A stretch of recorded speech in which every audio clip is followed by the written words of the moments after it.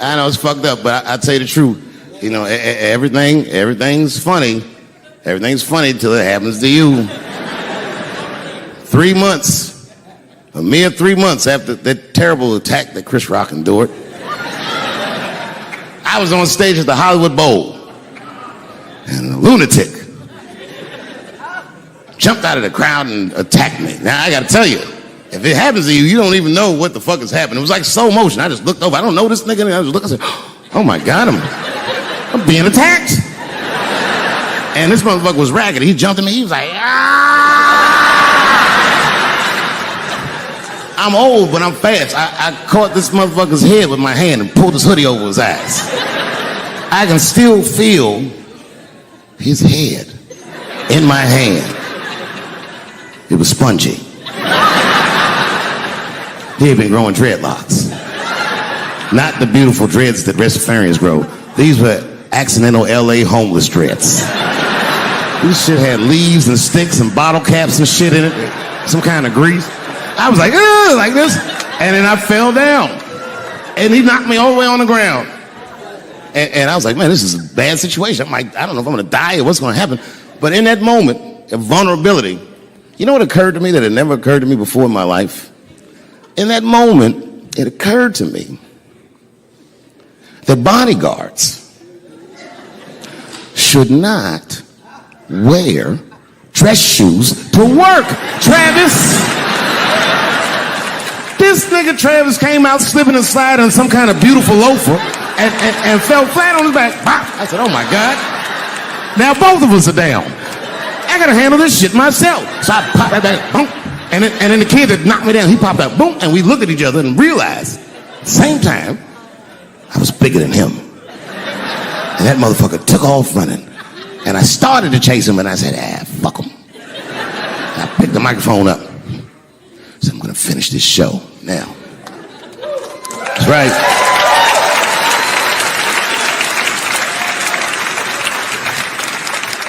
For 3 months before that, I'd been making fun of Chris Rock.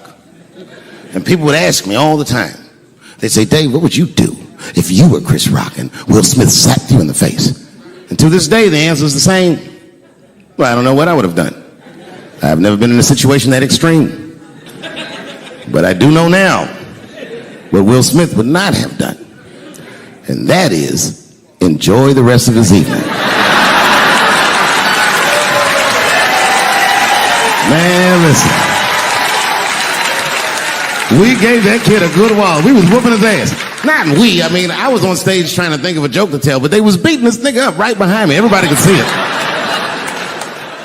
Everybody could see it. And I'm sitting up there trying to think of what to say. And I'm tongue-tied. Me, of all people, can't think of anything to say. Look at my karma. Just that moment. Of all the people in the world, Chris Rock walks from backstage, walks up to me in front of 20,000 people, grabs the mic out of my hands and looks at the crowd and goes, was that Will Smith?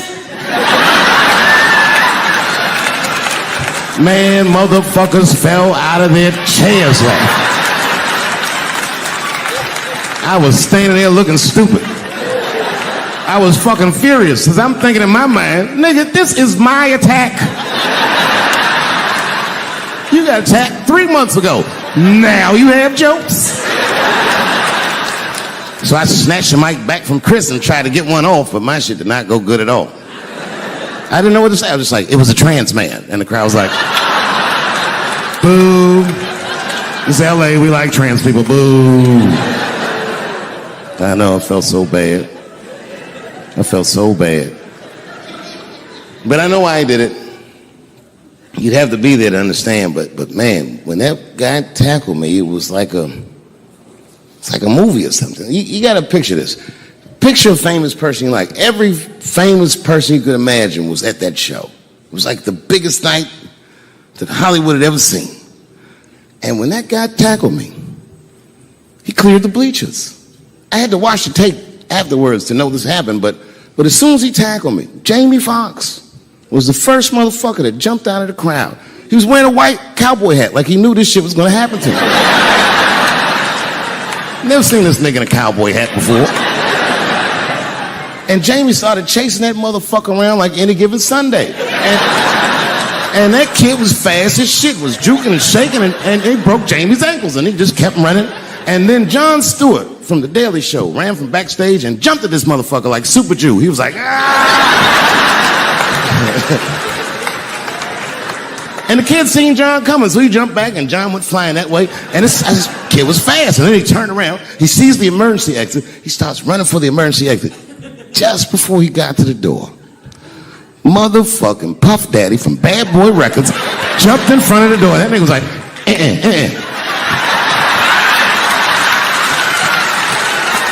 Boy, Puffy got that motherfucker. And then every celebrity just ran out because every celebrity saw themselves in me, and they just started beating the fuck out of that kid. And I know Chris was backstage looking like, nobody helped me.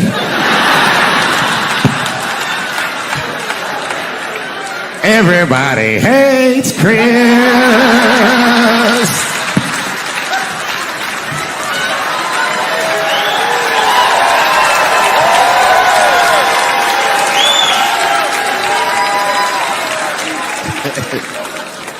Look, it was way more intense than what you guys might have read. I don't know what you read, but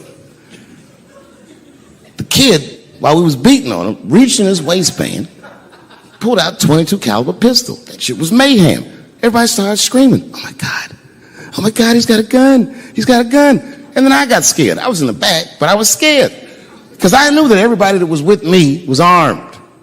Yes, if they had shot and killed this kid on stage at the Hollywood Bowl, like I pay you to do, Travis.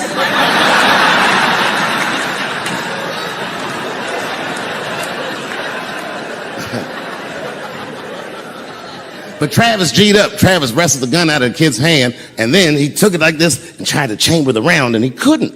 So he pulled the trigger, and it wasn't a gun. A knife blade popped out of the front. I guess this kid was gonna stab me. Some scary shit. So the next night, even though I didn't have a show, I said, I gotta get right back on stage. And I went and did a show. And someone in the audience screamed out, Dave, what happened with the attack? And I didn't know there was a journalist in the room. All I said was that this nigga had a knife that identified as a gun.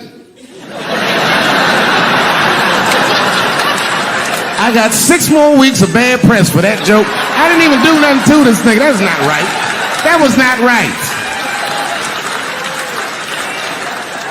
And then the New York Post went to the jail and interviewed my attacker like he was some kind of hero.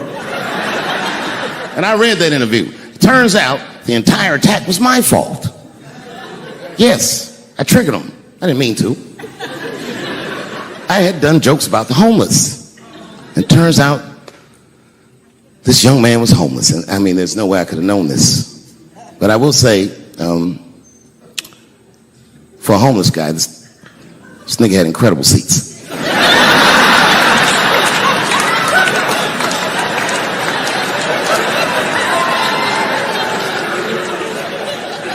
Oh, and they said I triggered him because I had done LBGTQ jokes, and it turns out this fellow was a bee.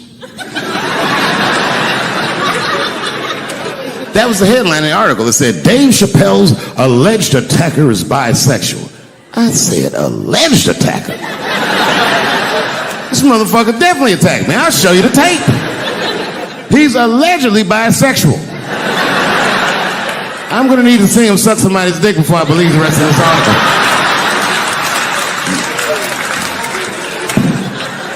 I read that shit in the paper. I was horrified. I was like, oh, bisexual? I could have been.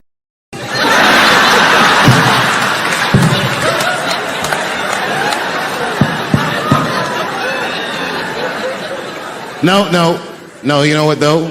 It's not funny because after all that madness ensued, I went to the hotel room. I was by myself and I opened the door and my wife was in there alone. She was sobbing, like sobbing. I said, oh my God, what's wrong with you, bitch? Did you get attacked too?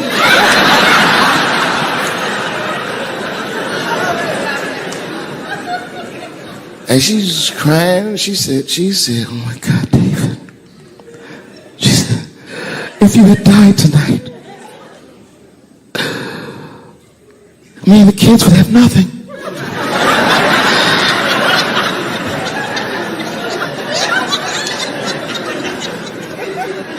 Then I knew it was serious. So I sat down on the bed next to her.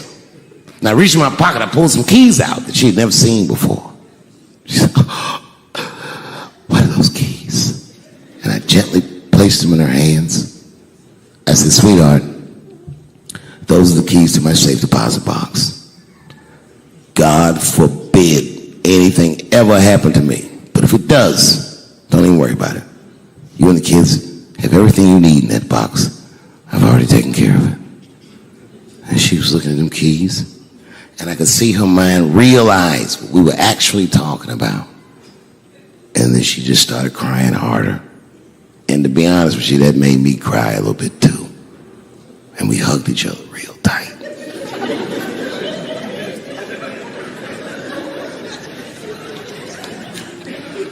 Do you know this bitch looked in the box while I'm alive and well? Who does that? Oh my God. And then she was mad at me. She said, God damn it, David, I opened that box. I said, you did? She said, yes, I did. And there was nothing in there.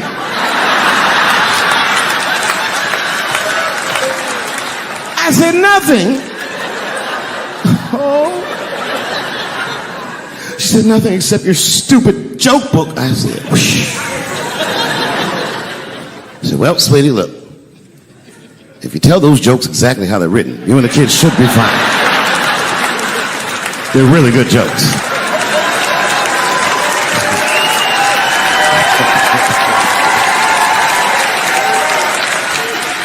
She's like, good jokes? What is this shit? Come join me in my watery grave. No, you gotta roll your throat.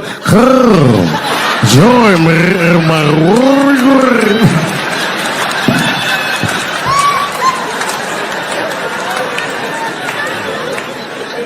Story. I started doing stand-up comedy when I was 14. I'll never forget the first time I was on stage. The guy that introduced me was a guy named J.T. Newton. I'm 47. I can close my eyes and remember the introduction like it was yesterday. It went like this. Ladies and gentlemen, this next young man coming to the stage is starting his comedy career tonight. Who knows? We may be witnessing the birth of a star. Please welcome David Chappelle.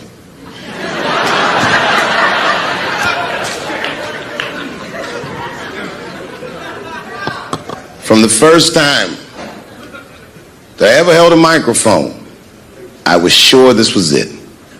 I knew I was home. I knew I had found my thing. And my God, man, I was a child. I got good. Matter of fact, I was good from the moment I started. And I'm not saying this to be a braggart. I'm telling you the truth. These old niggas was in awe of me. How is this little boy so poised? They used to say. I was. I mean, you know, I got better, but it started out good.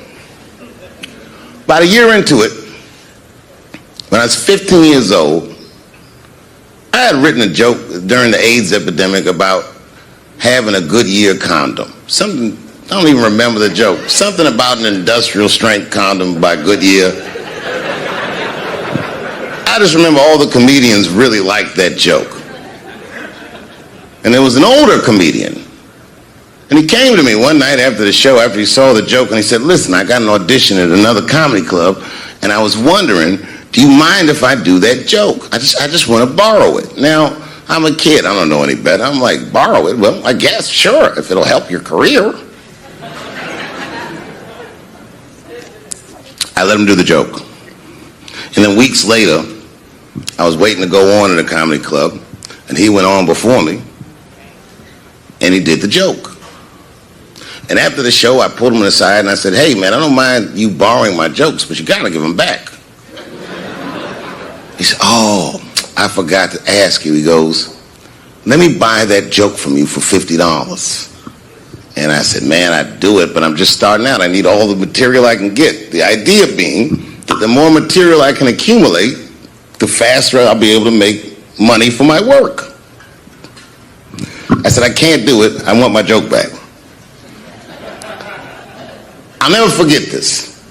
Remember, I was a 15-year-old child. This guy was a grown-ass man.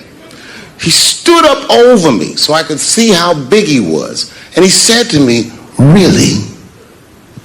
I can just take it. And he did. I got scared because I was a child. But I never forgot that. I never forgot that. I was 15 years old. I'm 47 now. I think about this guy all the time. When I look at my own kids and I see how young and innocent they are, I can't believe someone did that to me. And I don't think about it every day because that was the worst thing that happened to me. I think about it every day because that was the first time that someone ever did that to me. But in my career, it has happened many, many times since, where someone would intimidate me or scare me and take something that I believe was mine. I'll tell you another story. Now I'm 18 years old. I'm living in New York City, and I just finished my first road tour, which was a very difficult tour. I'll spare you the details. Now I'm back in New York, but my rent is paid, thank God. And I have $60 to my name, and a woman that I had met in Pittsburgh, a bad Dominican bitch,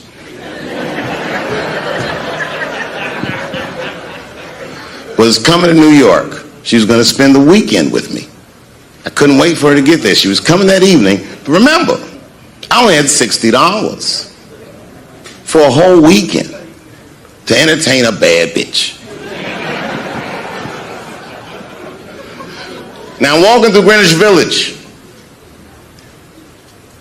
and I see something I've never seen before. 3-card Monte. You know what that is?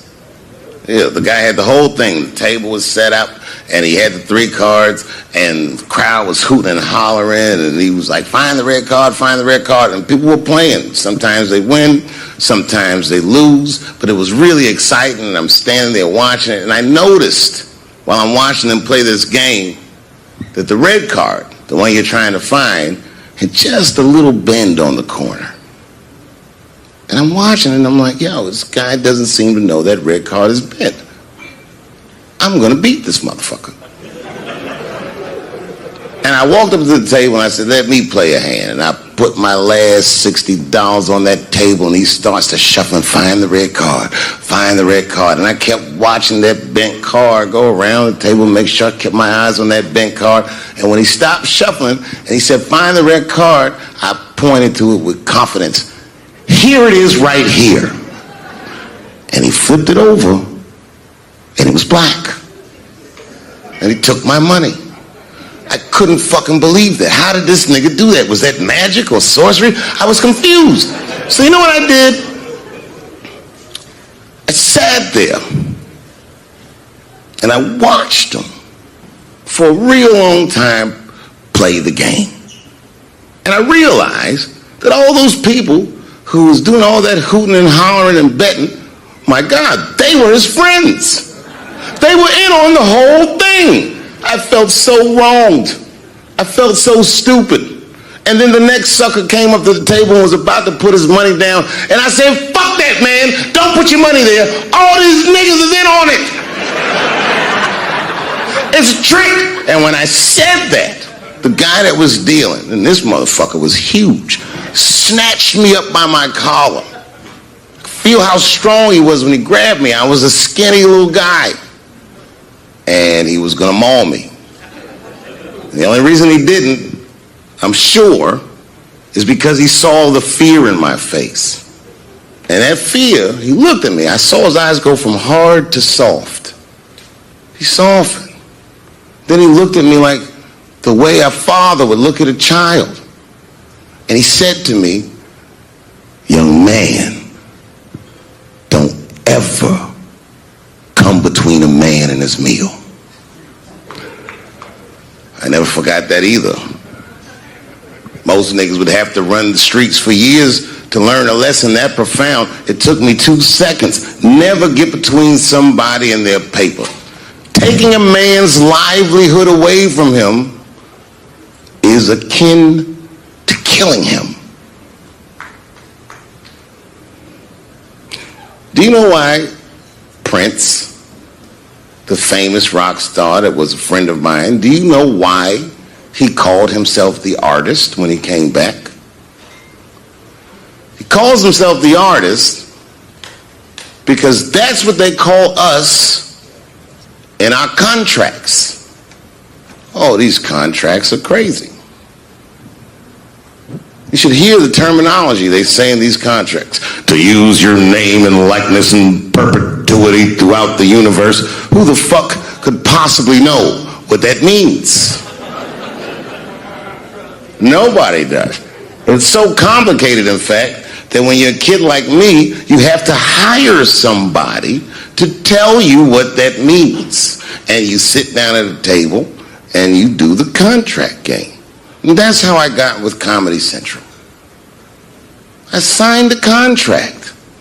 But I signed the contract the way that a 28-year-old expectant father that was broke signs a contract. I was desperate. I needed a way out. And it wasn't good money and it wasn't good circumstances. But what else am I going to do, I said. And all these white people sitting at that table told me, trust us, Dave, it's a good contract. And I looked around the table and they all seemed to agree it was a good contract. But what if it was like that game of 3-card Monte?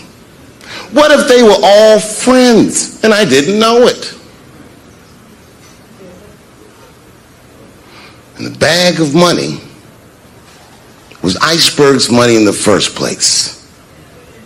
What was I talking about? What was I trying to tell you?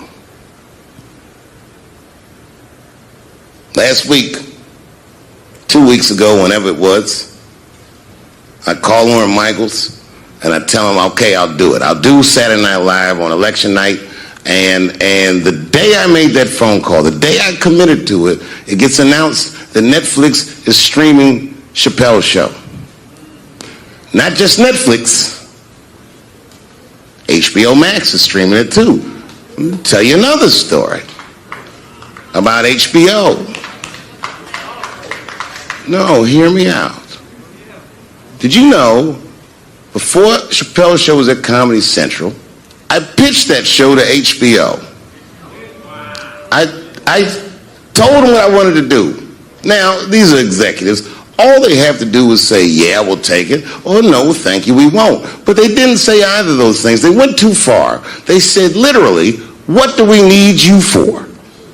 That's what they told me, as they kicked me out of the office. What do we need you for? And here we are, all these years later, and they're streaming the very show that I was pitching to them. So I'm asking them, what do you need me for?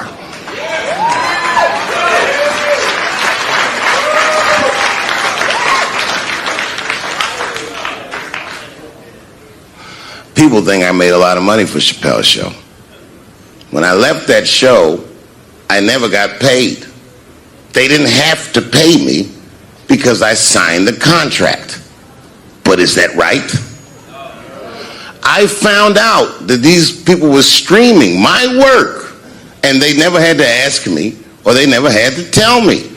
Perfectly legal because I signed the contract. But is that right? I didn't think so either. That's why I like working for Netflix.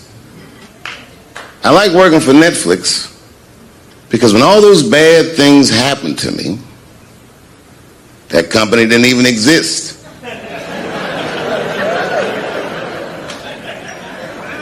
And when I found out they were streaming Chappelle's show, I was furious.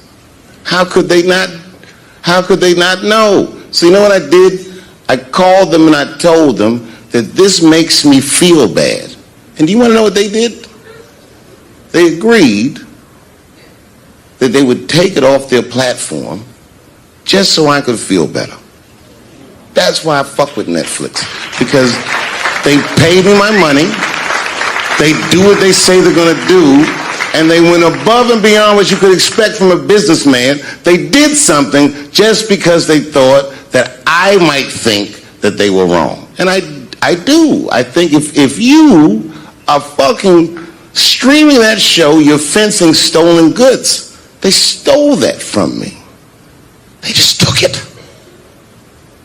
And I'm not up here trying to tell you guys that I believe that Comedy Central gave me a raw deal just because I'm black. I believe that they gave me a raw deal because this fucking industry is a monster. It's the same monster that these Me Too bitches was trying to tell you about. But they hate the monster for how it fucks. And I hate that monster for how it eats. But my God, man, it's the same monster. When I quit the show, all my friends would say, well, fuck them, Dave. Why don't you just do Chappelle's show at another network? Yeah. And why doesn't a slave run from one plantation to another plantation because the master over there might be nicer? My God, man, I was trapped. You know what, tell you the truth? I've even thought about coming back and doing another Chappelle show. Well, but if I do, I can't call it Chappelle Show because my name and likeness is being used by them in perpetuity throughout the universe. It's in the contract.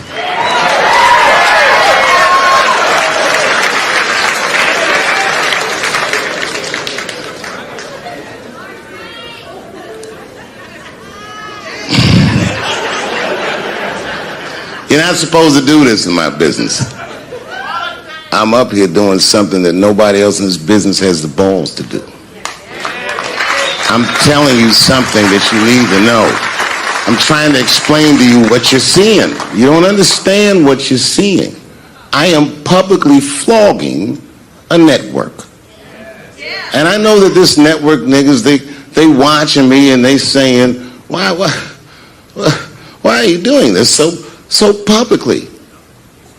Doesn't feel good to be flogged publicly. Oh, believe me, I know exactly how that feels. When I quit my show, they said I was crazy. What was crazy about it? I just didn't want to do it anymore. They said I smoked crack. That's impossible. I was a devout Muslim. I didn't smoke or drink. But I do now, bitch, because you ruined my fucking life. Now it's their turn. This is their first nigga lesson, and I'm honored to give it to them. They're gonna pay me for this show. I called my agent. I said, is there anything I can do about this show? And he said, no. Well, fuck you too then. If you want something done right, I guess you gotta do it yourself. So I'm not going to the agents. I'm coming to my real boss. I'm coming to you. I'm begging you. If you ever liked me, if you ever think there was anything worthwhile about me, I'm begging you, please don't watch that show. I'm not asking you to boycott any network. Boycott me. Boycott Chappelle's show. Do not watch it unless they pay me.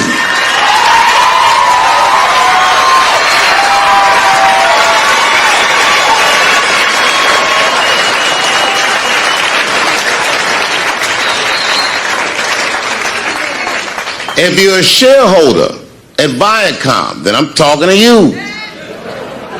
Because all that shit that they do to us, well, they do everything for their shareholders. That's what they told me. So if you're a shareholder in that company, tell them it's wrong. And if you don't believe that it's wrong, then fuck you too. You should know what's in the hot dogs you eat. Now, there's probably a bunch of people at Comedy Central and Viacom and all these places that have no idea what I'm talking about. They've all either quit or been fired or got Me Too'd or something. Them niggas is gone. And there's a whole bunch of new young people there, and they're probably looking like, what is he talking about? They may not actually know what the fuck happened to me. So I'll tell you what I'm talking about. Go downstairs to your accounting department, open the books, see what that show made, and look at what you paid me. That's exactly what I'm talking about. You're going to pay me. I am inviting you to come with me and work with me, and let's fight against that terrible, terrible feeling that you made me feel together. We can fight together and work this thing with Chappelle Show out. Or I can just take it. Dave Chappelle.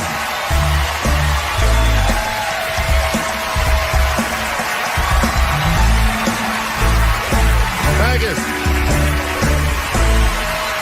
Oh boy, I'm very nervous. No pressure.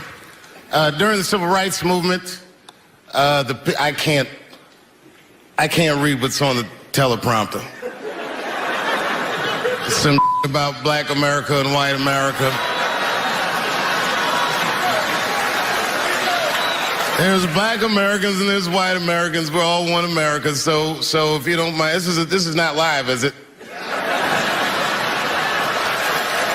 I imagine whatever I say, you could just edit it out. Let's try it a few ways. Lou, are you in the booth? I am. All right, good.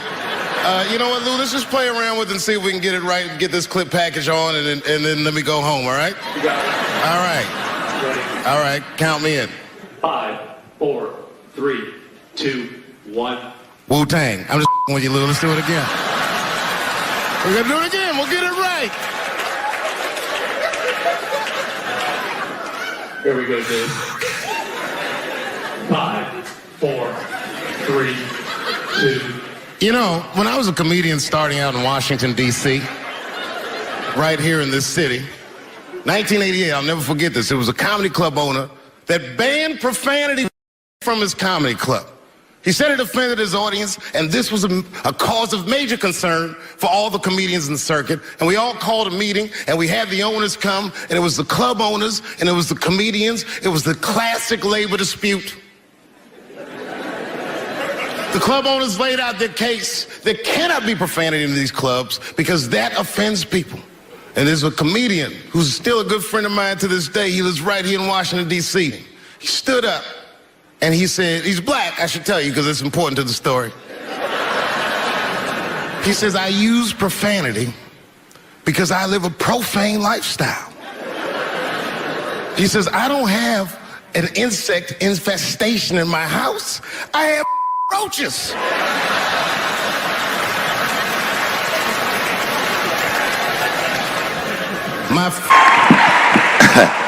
Man, I gotta tell you, when I was sitting here watching what all the other honorees have done with their lives, I started feeling like shit. Like, this is terrible.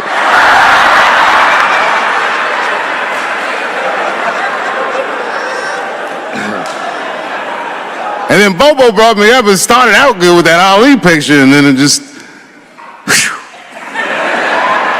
But that coloring book that was in the picture, I know the Ali's are here, that coloring book, my mother has it. And Champ, he signed it. You know, the greatest, he signed it, Muhammad Ali. And his sparring partner was there that day. And his sparring partner signed it, said the next heavyweight champion in the world, Larry Holmes. And he was. And 2-year-old Dave Chappelle colored all in that shit and just ruined the book.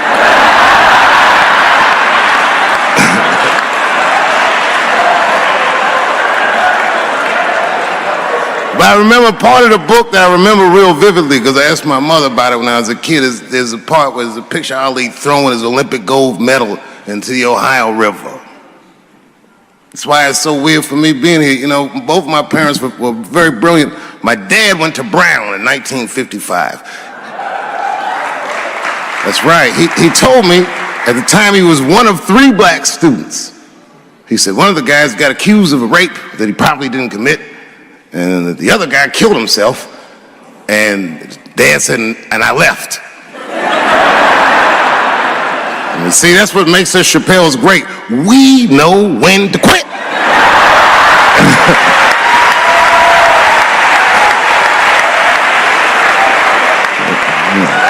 Y'all just live to fight another day.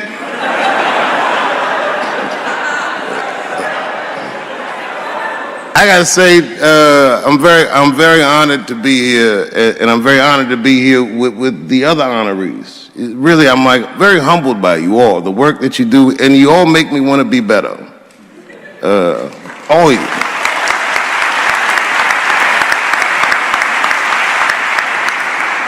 And you know, I was gonna stop doing stand-up for a while because 4 comedy specials in a year is like, that's a lot, you know. But you know, shout out to my colleagues in comedy. I just want to say that in a way, this for me belongs to my mother primarily, who was an African American studies professor, and a lot of the content that I say, she raised me well.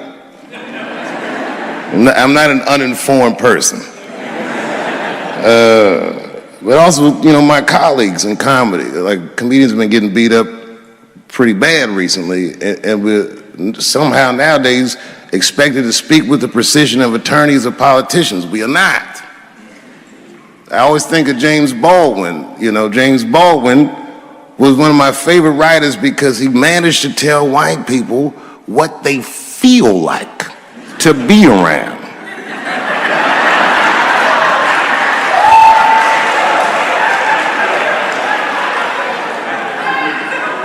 So I ain't gonna hang up my gloves yet. I think I got one more special in me. So to quote Baldwin, God gave Noah the rainbow sign. It's no more water, it's the fire next time. Thank you very much. Boy, this comes as a complete surprise.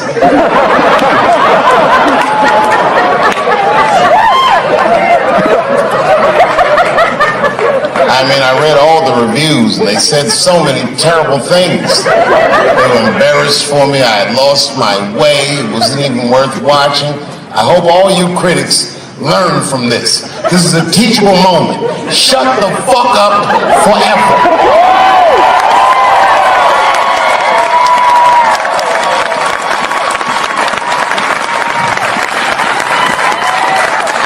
Two in a night. These aren't them. These are the ones I won for the other ones, motherfucker. I would like to thank my editor who was nominated. Unfortunately, he did not win, but I couldn't have been more honored to work with Jeff Urin.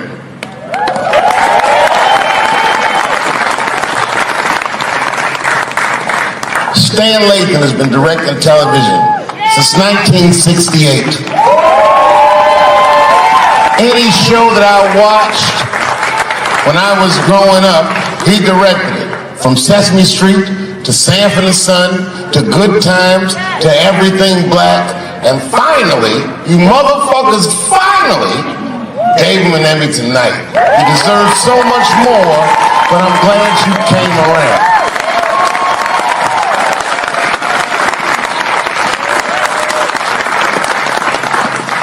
I'd like to shout out all the other nominees tonight.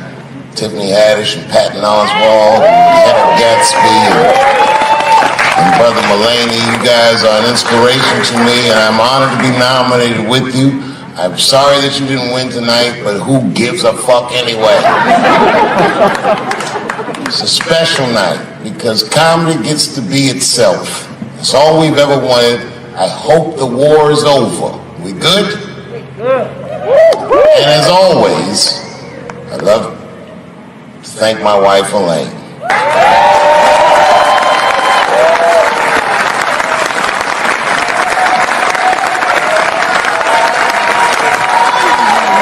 That's right. Elaine has been with me for the last 25 years and had to endure the pains of living with the greatest comedian ever. See you on Monday. Thank you very much. Thank you. Thank you. I like not knowing what's going to happen. I like making memories. Sometimes I do all this crazy shit around my colleagues just so that they can tell their friends I did it. But rather than talk about myself, just briefly, I want to just talk about my genre. Stand-up comedy is incredibly American genre. I don't think any other country could produce this many comedians. And unbeknownst to many people in this audience, I don't think there's opinion that it exists in this country that is not represented in a comedy club by somebody. Each and every one of you has a champion in the room. We watch you guys fight, but when we're together, we talk it out. I know comics that are very racist, and I watch them on stage, and everyone's laughing, and I'm like, that motherfucker means that shit. Don't get mad at them, don't hate them. We go upstairs and have a beer, and sometimes I even appreciate the artistry that they paint their racist opinions with. Man, it's not that serious. The First Amendment is first for a reason. The Second Amendment is just in case the first one doesn't work out. We gotta let some air out of the ball, man. The country's getting a little tight. It doesn't feel like it's ever felt in my lifetime. So tonight, I am honored that my colleagues are here in comedy and in music.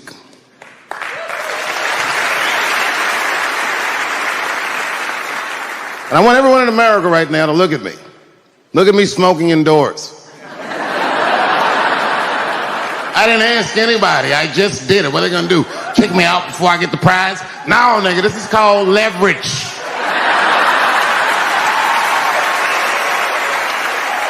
The thing that I liked best about tonight was that I saw so many people from different parts of my life, like friends that I grew up with here in DC, friends of mine from Ohio then and now, friends of mine from comedy clubs, all the fucking musicians that blew my mind. You guys have no idea how you inspired me. I want to give a special shout out to my OG, Tony Woods. Miles Davis has a quote.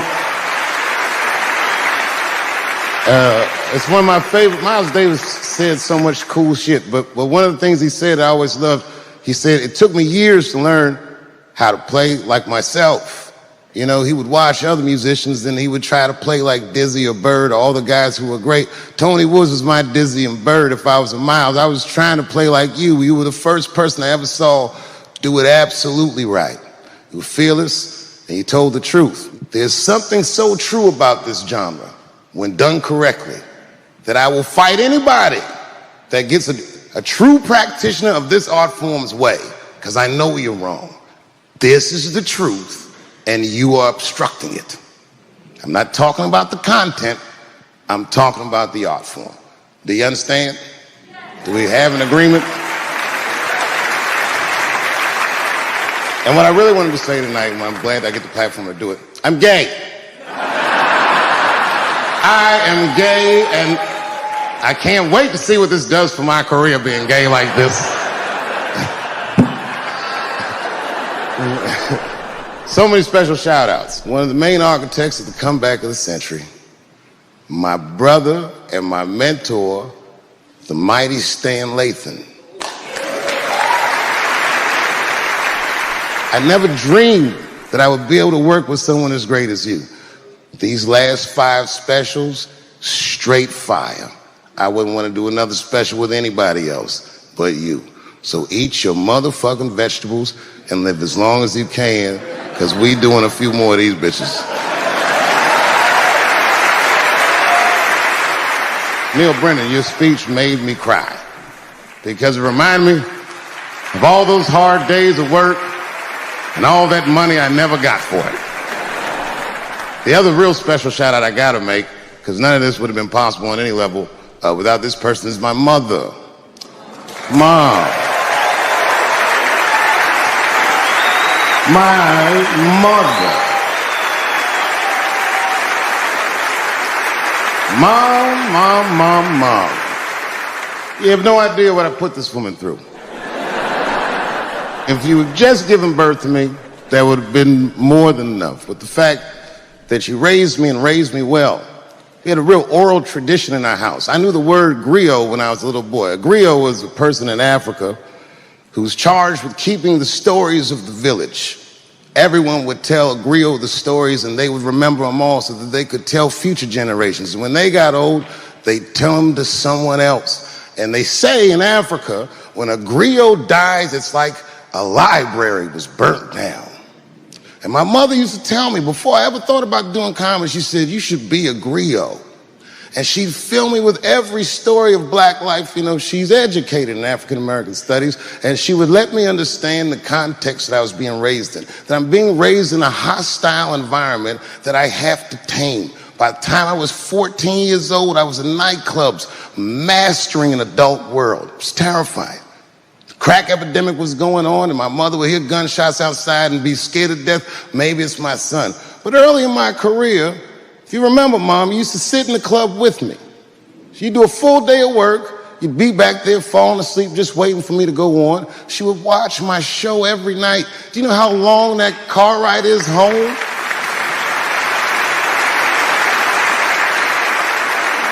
How many of you have ever heard your mother say, pussy jokes were a little too much tonight, son?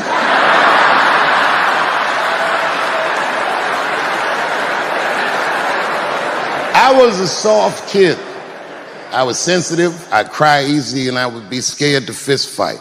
And my mother used to tell me this thing, I don't even know if you remember, but you said this to me more than once. You said, son, sometimes you have to be a lion so you can be the lamb you really are. I talk this shit like a lion. I'm not afraid of any of you. When it comes word to word, I will gab with the best of them, just so I can chill and be me. And that's why I love my art form, because I understand every practitioner of it. Whether I agree with them or not, I know where they're coming from. They want to be heard. They got something to say. There's something they notice. They just want to be understood. Love this genre. It saved my life. So tonight, Mom, I would like to honor you in a very special way that I cannot do on my own. But because now I'm a man with great and influential friends, I'd like to ask my man Thundercat to come out on the stage. Thundercat, the Mighty Most Def. Washington, D.C., thank you very much for giving me a home and a place to start. Today is officially Dave Chappelle Day in Washington, D.C. The mayor declared it last night. So, in the future, on Dave Chappelle Day, I ask everyone who wishes to celebrate it to make one incredible memory for themselves and or somebody else. Thank you very much. Good night. Thank you. You know,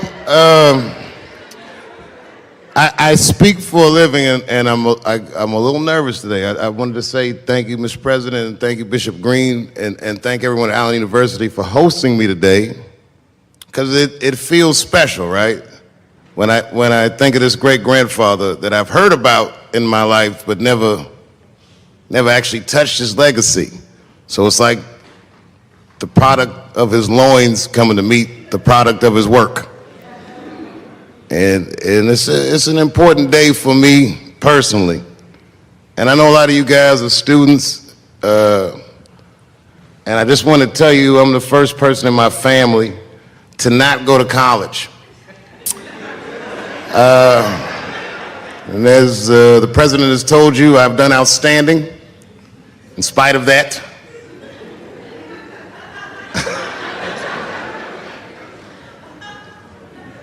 But one thing I did want to say, and one thing today just made me think about, for all the things that I've done, I'm most renowned for what I didn't do.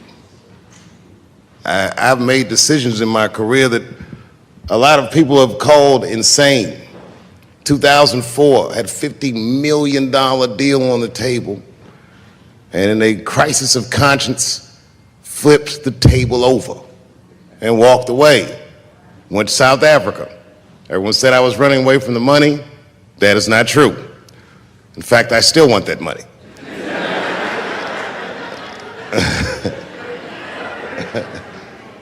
The idea that I wanted to just share with you guys is the idea that sometimes you do what you think is best, whether anybody understands it or not. I heard a story about my father where someone told me he used to do statistics for a company in DC. The company he did statistics for started doing business with the South African government, so he quit his job. It's caused a lot of problems between him and his wife. It's hard for a man when he can't provide for his family the way he wants to, and he suffered through it. And a generation later, when I had my crisis of conscience, I was able to go to a free South Africa and get away from the heat. This idea that what you do in your lifetime informs the generations that comes after you is something I keep thinking about, something that is so much bigger than just ourselves. And today I'm standing in front of you guys, and I know you guys are like, oh, I know you're bored. But I see family of mine in the front row some who I've never met, and I just realize how all of us are connected. That my great-grandfather built something more substantial than buildings. He built a community, and he built, more importantly than a community, he built a way. You know, so I'm very grateful. Very grateful. Hello, police. I just saw him saying that, you know what I mean? He's standing over like, so this is what black people talk about.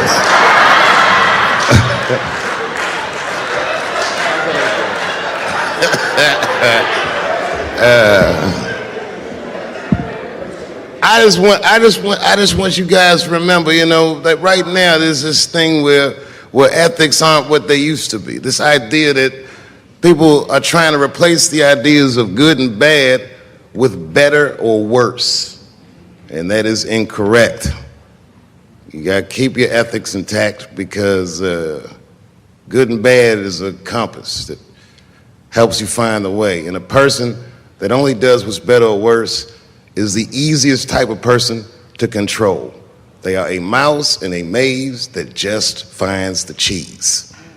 But the one who knows about good and bad will realize that he's in a maze. So, that being said, I just hope that all of you guys transcend whatever you see as your obstacles, and that you live outstanding lives, and that you stay connected to your communities because you have so much power there, and that you grow your communities and you diversify your communities, and that you don't let anybody tell you you can't or to be afraid. It's okay to be afraid because you can't be brave or courageous without fear. The idea of being courageous is that even though you're scared, you just do the right thing anyway. So in 2004, I walked away from $50 million, and in November, I made a deal for $60 million. So,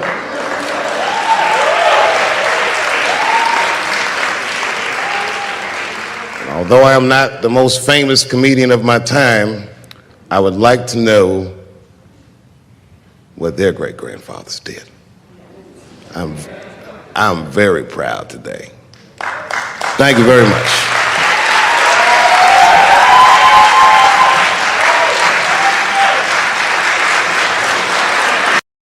You know, when I was growing up, I was probably about 8 years old, and at the time, we were living in Silver Spring. Yeah.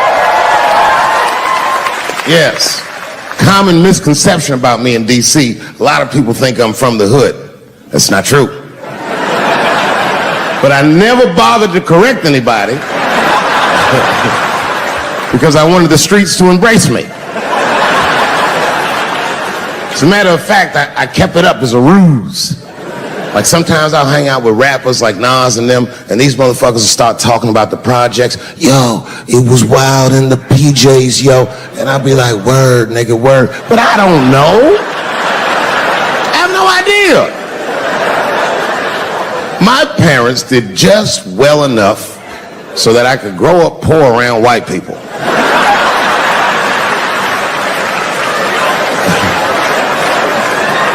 And to be honest, when Nas and them talk about the projects, nigga, I used to get jealous because it sounded fun.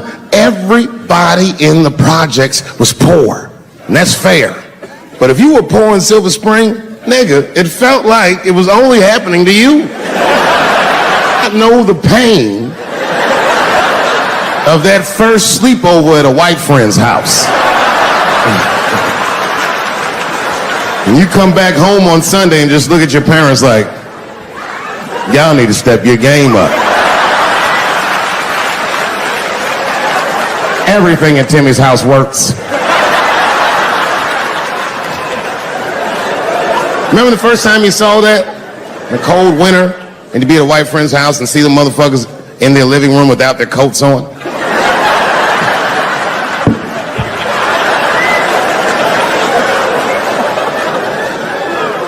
Timmy was one of my first white friends, like, in my life, man. He's a good dude, too. He moved to Silver Spring from Utah, of all places. I guess his family was affiliated with that Mormon church they got down there, and me and him used to hang out. And one day I was at his house, we were just hanging out, and Timmy says, Dave, why don't you stay for dinner tonight? I said, oh, man, I'd love to, but I can't. If I'm not home before dark, my mother will kill me. That was a lie. My mother had several jobs. I hadn't seen her in like 3 or 4 days. At that point in my life, it was my experience that white dinner wasn't delicious.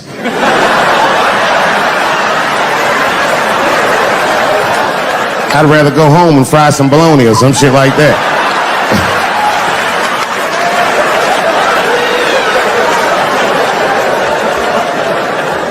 But then old Timmy threw me a curveball I wasn't expecting. He said, oh, it's too bad you can't stay, Dave, because Mom made stovetop stuffing. I said, what the fuck? Stovetop?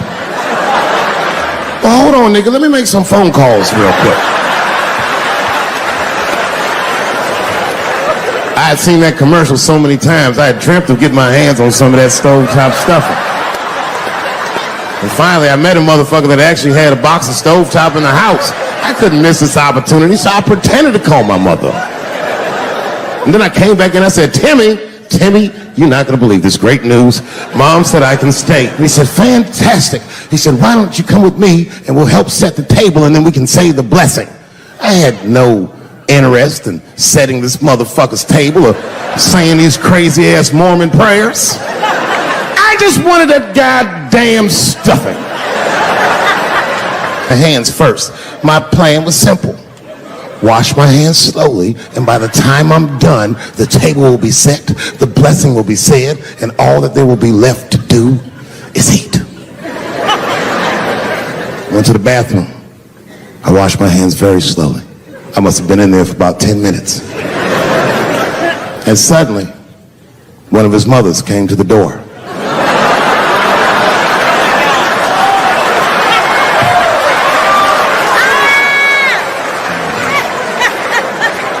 She was like, hi, David, right? I said, yes, ma'am. She said, Timmy tells me that you're planning on staying for dinner. I said, I hope that's not a problem, ma'am. She says, no, it's no problem. In fact, we'd love to have you. It's just that we weren't expecting company. And I'm afraid there's not enough stovetop stuffing for everybody. So I kicked her in the pussy. Bam! Ladies and gentlemen, I told you I'm dope, nigga. I told you what I was gonna say and you still didn't see it coming. And that's why I make the big bucks.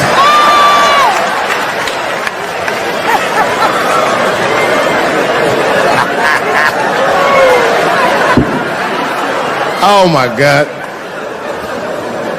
But there's a more important reason that I would stop doing comedy right now. And this reason is the real reason that's been percolating, and it really is the crowd, not you. I'm talking about the crowd on the big stage. It's too hard to entertain a country whose ears are so brittle. Motherfuckers are so sensitive, the whole country is turned into bitch-ass niggas.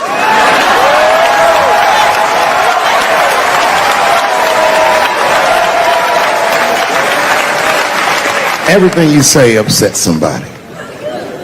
You know, I can remember when it all started. It was when I was doing Chappelle Show. When I was doing Chappelle Show, I used to do the show, and then on the weekends I do like concerts and shit like that. So I'm doing a concert, and there was a couple in the front row, beautiful couple. The wife was obviously Asian. You could see it in her face.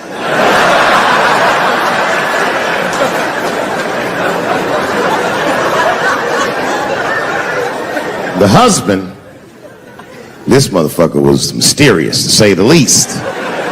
Couldn't quite pinpoint where he was from. Caramel-colored fella, very nice hair, but it could have been from anywhere. Bangladesh, Mexico. I can't guess with a nigga like this. All I knew for sure about this guy is that his wife was a bitch. I could see that in her face, too. No, he was laughing and having a good time, and she was scowling at me at a goddamn comedy show. I couldn't figure it out. And then I realized at some point that she was pregnant, and I was smoking on stage. I said, oh my God, that's probably why she's mad. So I started to put my cigarette out, but then she hit me with one of them fake non-smoker calls. So I just kept smoking. I thought to myself, bitch, that baby will be fine, relax. And I tried to break the tension. I just asked her, that's all I said. I go, hey, where are you guys from anyway? And I could tell that she was on to me. She goes, very condescendingly, she says, I'm from California. If you are asking my ethnicity, I am Chinese. He was like, I'm Mexican, bro. I said, well, I'm sorry if I offended you by asking, but you're a very beautiful couple. And miss, there's no question that you're going to give birth to the hardest working baby this world has ever seen.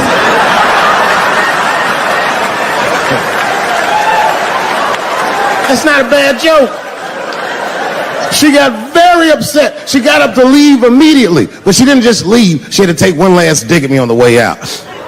I will never buy one of your fucking DVDs again, Dave Chappelle. I said, ma'am, with all due respect, Chinese people don't buy DVDs.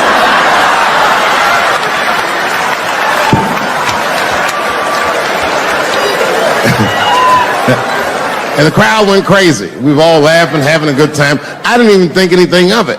And then just 3 days later, this lady sends a fucking letter to my promoter telling him not to book me for shows anymore because I was, quote, racist, and I'm quoting her, insensitive to the nature of my interracial marriage. I was like, word, bitch, I was.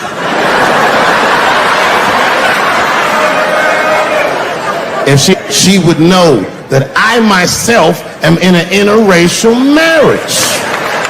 That's right. In fact, my wife is Asian too. Surprise, bitch, I'll see you on Thanksgiving.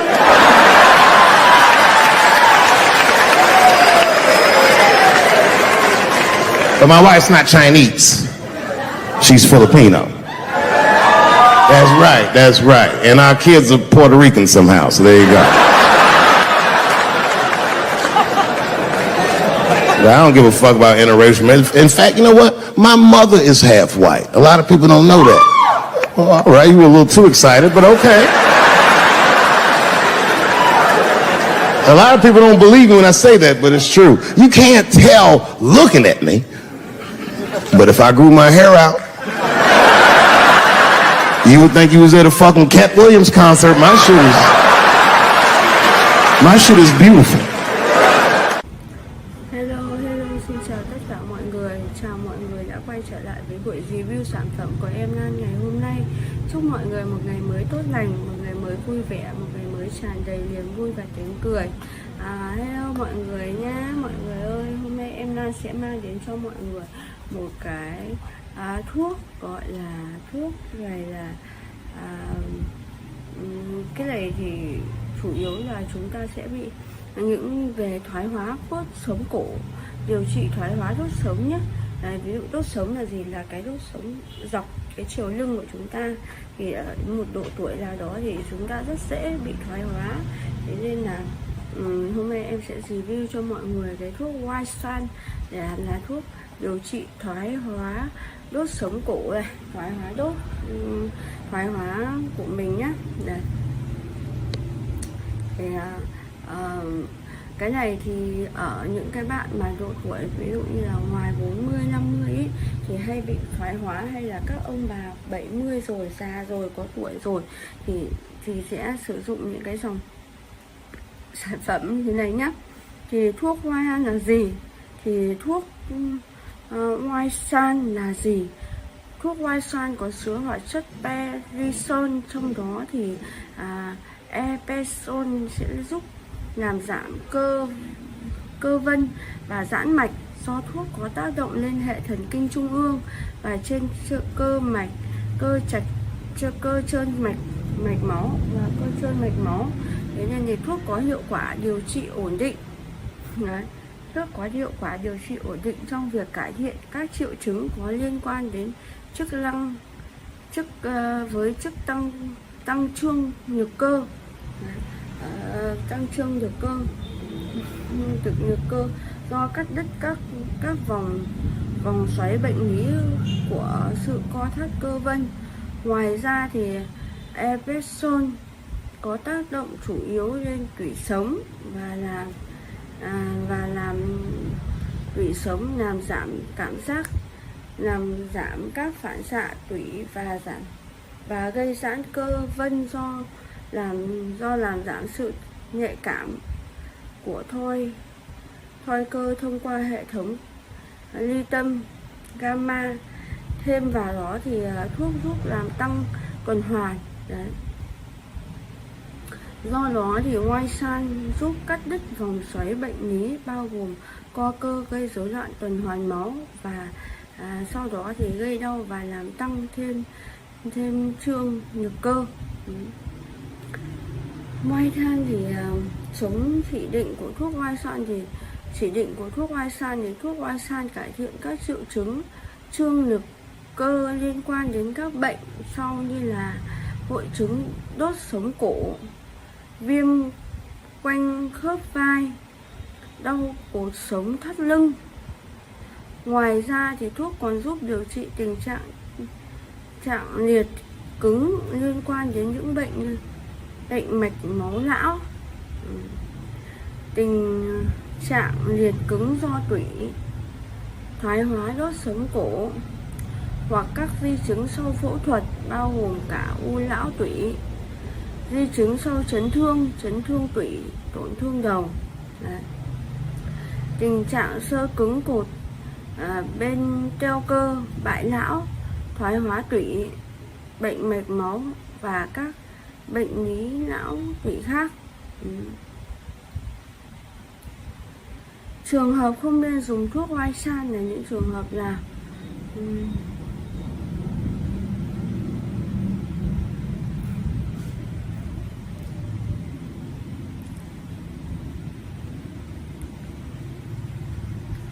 chúng ta lại cùng tìm hiểu xem là thuốc Oisan này thì sẽ chống chỉ định với từng trường hợp nào nhé.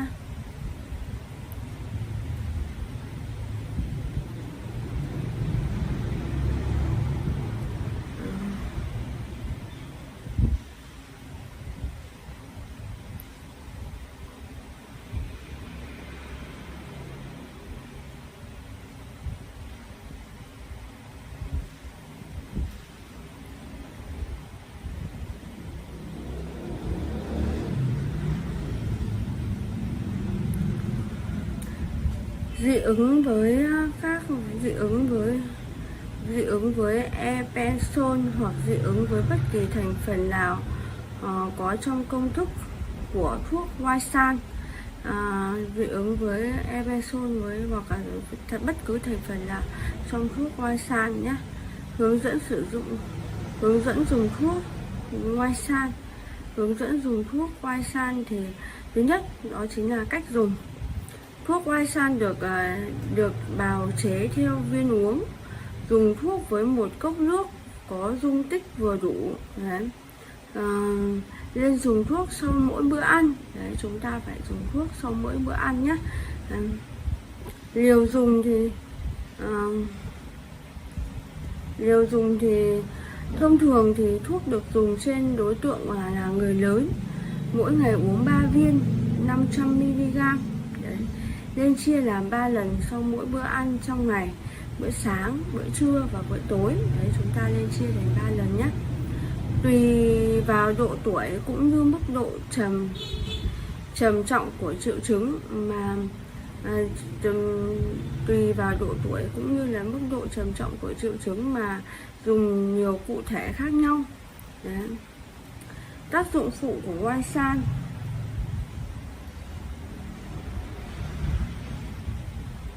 Tác dụng phụ của White Sand thì rối loạn chức năng gan, thận, số lượng hồng cầu hay chỉ số hemoglobin bất thường, phát ban, đấy là phát ban, xuất hiện các triệu chứng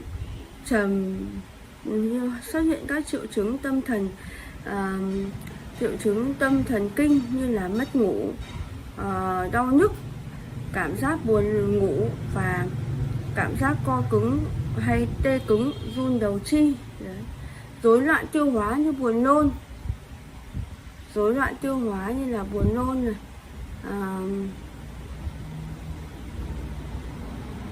này, nôn, chán ăn, khô miệng, táo bón, tiêu chảy, đau bụng hoặc các triệu chứng rối loạn tiêu hóa khác. Ngoài ra thì thuốc còn gây ra các triệu chứng như rối loạn tiết niệu. Tương tác khi sử dụng White Sand đó chính là lưu ý có một số báo cáo đề cập đến tình trạng rối loạn điều tiết mắt xảy ra sau khi dùng đồng thời với ethylcaptolose với một số chất có cấu trúc tương tự như appendix hydroxy. Do đó thì cần lưu ý đến những trường hợp sử dụng thuốc này. Tốt nhất là không lên thông báo cho bác sĩ biết về tư vấn sử dụng thuốc hiệu quả hơn. Lưu ý khi sử dụng thuốc White Sand này thì lưu ý dùng thuốc White Sand trên các đối tượng bị yếu sức, chóng mặt hoặc buồn ngủ có thể xảy ra khi dùng thuốc. Đấy. Phải ngưng dùng thuốc hoặc giảm liều khi bắt đầu có các dấu hiệu đầu tiên của các triệu chứng đó. Thận trọng khi dùng thuốc White Sand trên những bệnh nhân có rối loạn chức năng gan. Đấy. Đối tượng sử dụng thuốc, những đối tượng sử dụng thuốc thì là phụ nữ có thai, vẫn chưa có đủ nghiên cứu. Đối tượng đặc biệt khi sử dụng thuốc thì vẫn chưa có đủ nghiên cứu đánh giá sự an toàn của thuốc trong thời kỳ mang thai. Do đó chỉ nên sử dụng thuốc White Sand này cho các bệnh nhân phụ nữ hoặc phụ nữ nghi ngờ có thai nếu có kết quả điều trị mong đợi thì thuốc có giá trị bất cứ nguy cơ nào có hại đối với thai nhi. Đấy. Phụ nữ đang cho con bú thì trường hợp nếu cần thiết phải dùng thuốc thì mẹ phải ngưng cho con bú. Lái xe và vận hành máy móc, thuốc White Sand có thể có tác dụng phụ trên thần kinh trung ương như đau đầu, chóng mặt, người yếu. Do đó thì bệnh nhân không nên lái xe hoặc điều khiển máy móc khi chúng ta đang dùng thuốc. Dùng ngay sau khi nhớ ra liều tiếp theo. Nếu mà chúng ta quên dùng thuốc ấy, nếu liều đã quên kể với kế tiếp với cái liều tiếp theo ấy thì bỏ qua liều đã quên và dùng theo đúng lịch trình dùng thuốc. Không nên dùng liều gấp đôi với mục đích bù vào liều đã quên. Đấy là những cái mà thuốc White Sand này của chúng ta nhé. Bye bye.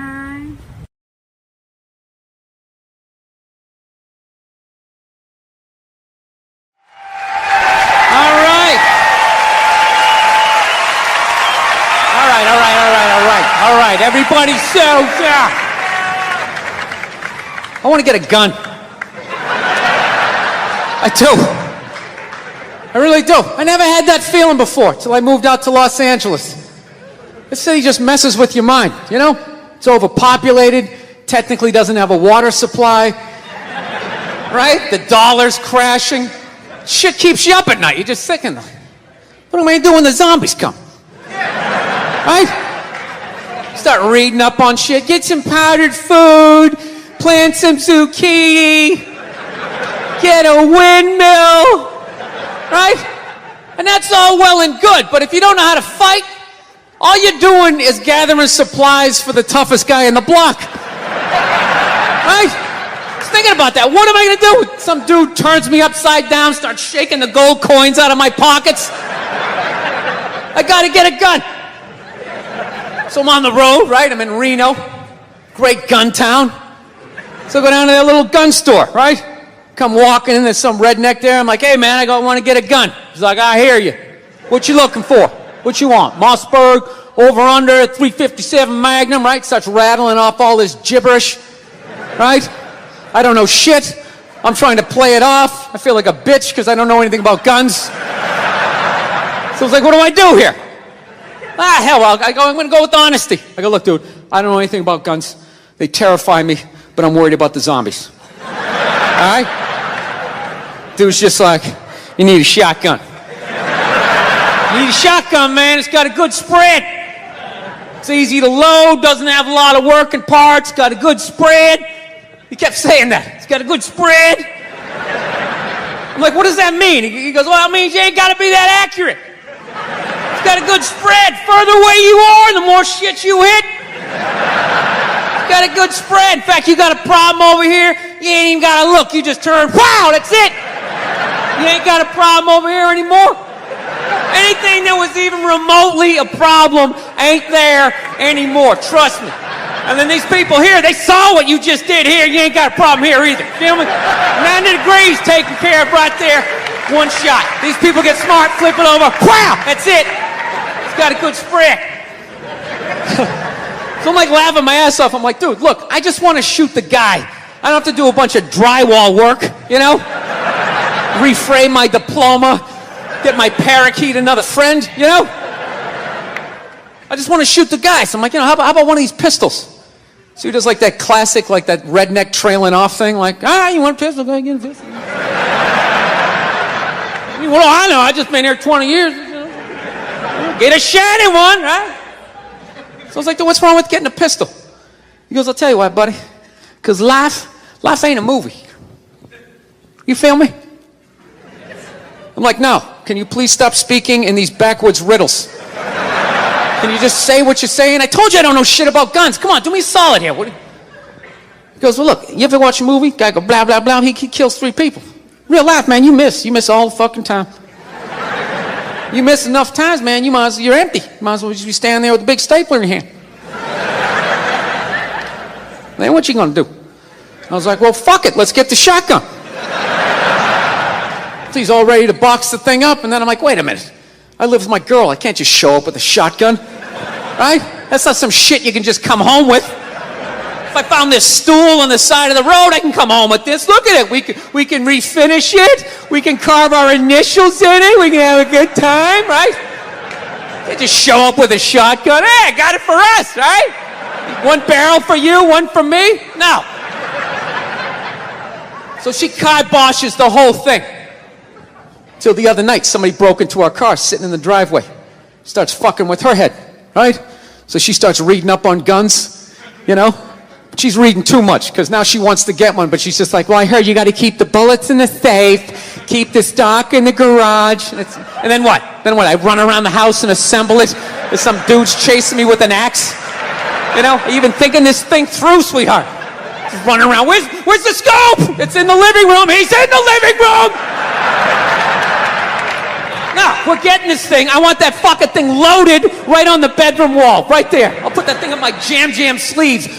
Just like that. There's no other point. That's funny though, when you talk about getting a gun, you know? People like, they either totally for it or completely against it. You know, they either go nuts and start screaming, right? Or they start throwing out those stats. Yeah, actually you increase your chances of getting shot by 80% the second you get a gun in the house. Really? What, because I'm going to load it and shower with it? Like,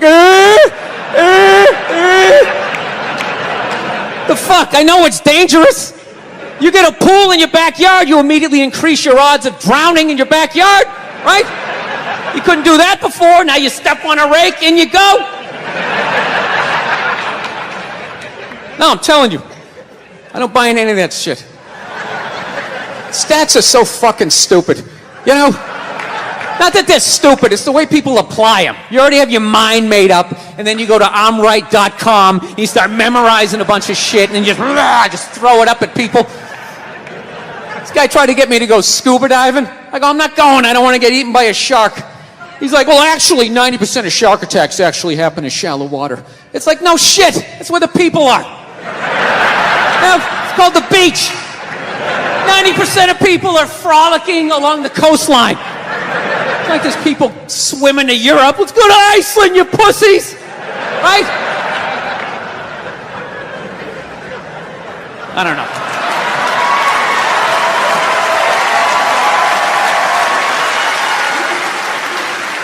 I hate guns, personally. I can't stand them. Yeah, but I have several. I don't want them, but I feel like I need them. Don't forget where I live. I live in Ohio. And anyone that knows anything about Ohio knows that even the word Ohio is an old Native American word.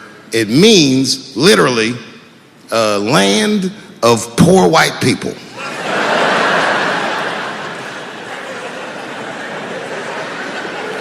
And I don't know what's going on down here, but in my experience, poor white people love, and I mean they fucking love, heroin. They can't seem to get enough of it. I didn't even know what I was looking at first. I was just driving like, why are all these white people so sleepy out here? These things.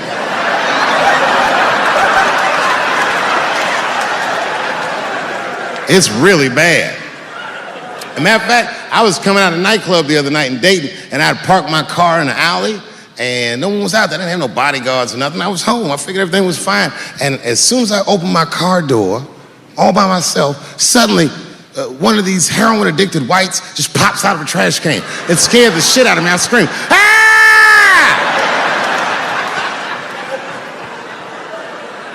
And then I realized it was a woman. She was fucked up. She's like, hey, man, relax, okay? I'm sick, all right? I need some drugs, man. Please, I'll suck your dick for $5, man. I was like, ugh. 2.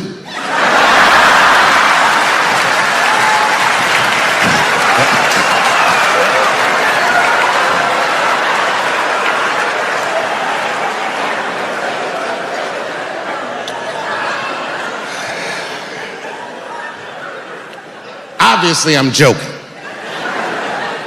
This opioid crisis is a crisis. I see it every day. It's as bad as they say.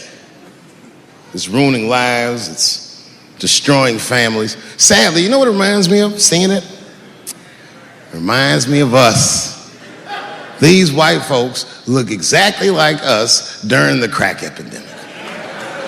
You know, it's really crazy to see. And all this shit they talk about on the news about how divided the nation is, I don't believe it. I feel like nowadays we're getting a real good look at each other. It's wild because I even have insight into how the white community must have felt watching the black community go through the scourge of crack. Because I don't care either. Hang in there, whites. Just say no. What's so hard about that?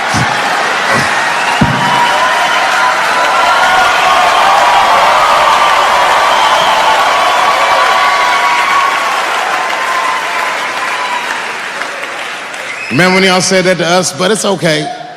There's no grudges. Now you finally got it right. Once it started happening to your kids, you realize it's a health crisis. These people are sick. They are not criminals. They are sick.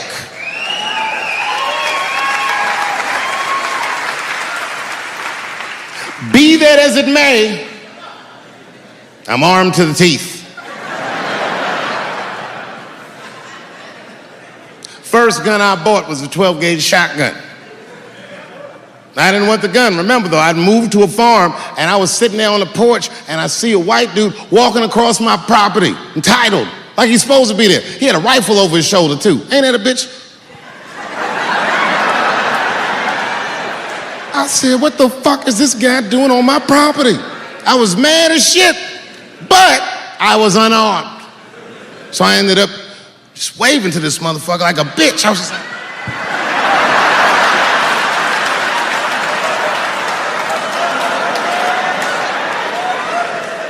and as soon as he got far enough away, I ran to my car and sped to Kmart. This is in a rural white area. And remember, I was nervous because a guy was on my property, I'm black, and I was sweaty. You know what I mean? And I ran to the gun counter, black and sweaty, sweating and black, and I looked up at the nigga, I was like, I look like a slave or something. I said, I need a gun immediately, like that, just like that. The guy didn't answer, no questions. He just grabbed a 12-gauge shotgun, handed it to me. I'd never even held a gun before. I'm not a dummy. I'm like, well, I need some bullets too. And the guy reached under the counter, put 2 box of shells on the counter. He said, all right, buddy, which box do you want? I didn't know. One box had a picture of some ducks on it. The other box had a picture of some deer. I said, well, what's that box with them ducks? He said, oh, that there's birdshot. And then he goes just like this, I'm not exaggerating, he goes, that won't kill a man.